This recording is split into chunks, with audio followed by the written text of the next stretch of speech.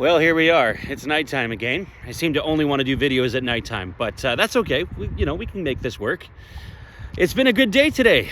Our head coach, Rick Tochett, has won the Jack Adams Award, which of course is Head Coach of the Year. And it's a pretty prestigious award when you think about everything a head coach can do to turn a team around like Rick Tochett did. I know Rick Tochett has said in a lot of interviews that it's not just him. His coaching staff helped him. His coaching staff, people like Sergei Gonchar, like Adam Foote, like the Sedins, these are the people that help him basically bring the team to first place in the division, to second round, seventh game of the second round against the Edmonton Oilers, who were predicted to win the Stanley Cup this year. That was the whole big thing at the beginning of the year, is that Edmonton would be the team to beat. Do we feel the same way now? Do we still feel like Edmonton is the team to beat when you've got teams like Florida, New York, and Dallas? I think Dallas is going to be a pretty tough team for Edmonton.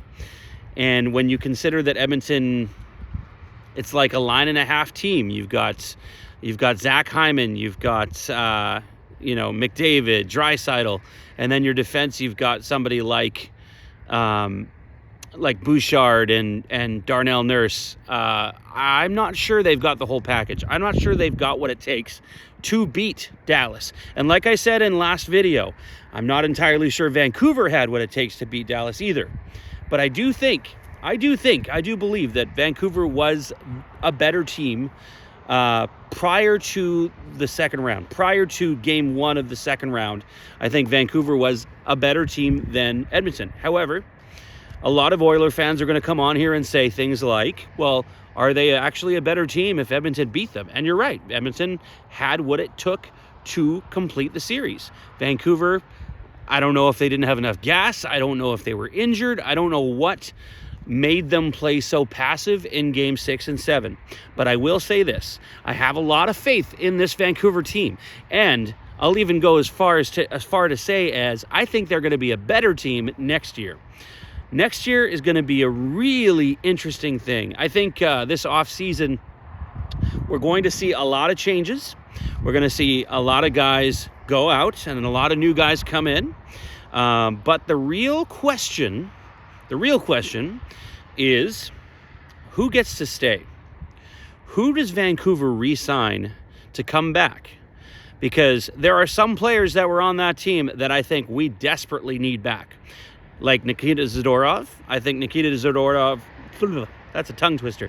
Nikita Zadorov should come back. I also think Elias Lindholm would be a huge asset for Vancouver in the next year, in the next coming years. Considering his face-off percentage, he was in like the 70 percentile when it comes to face-off wins. So especially in the defensive zone, that's an important place to win draws. And then you've got people like Dakota Joshua, who you look at him as a solid third line winger. I think Joshua had a lot of upside and a lot of positives that he brought to the table.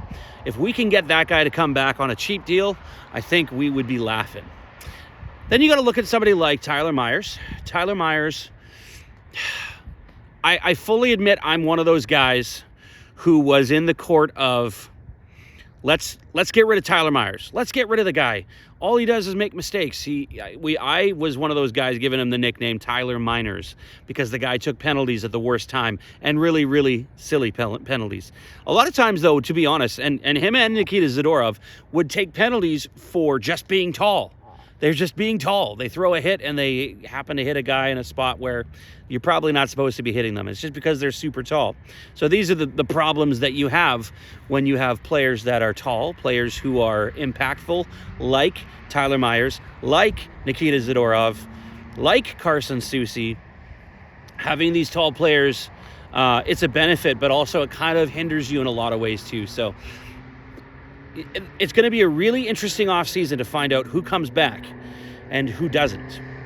I'm really excited to see who comes in. I'm excited to see what new players come in to help this team further their journey towards a possible Stanley Cup final. That's To me, that's the dream. I mean, I don't care if we win the cup right now. I really just want them to go further than the second round. That's at this point, that's what a successful season is to me next year. What do you guys think? Tell me down below. Let me know what you guys think. I really appreciate, by the way, all the comments and all the positive messages coming back from my previous video. This is a new channel. I plan on doing a lot of Canucks content, so hopefully you guys come on back and show your support. Make sure you subscribe if you haven't already. I really, really, really appreciate all the comments you guys gave me, including the negative ones from all you Oilers fans out there. I hope you guys really appreciate what I'm doing, because I'm going to keep working hard and making sure I give you guys the content you're looking for. So make sure you come on back for my next video. Comment below. Let me know you're watching. Let me know where you're watching from.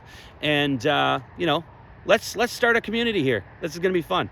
Thank you guys again for watching. And one more time, go Canucks go.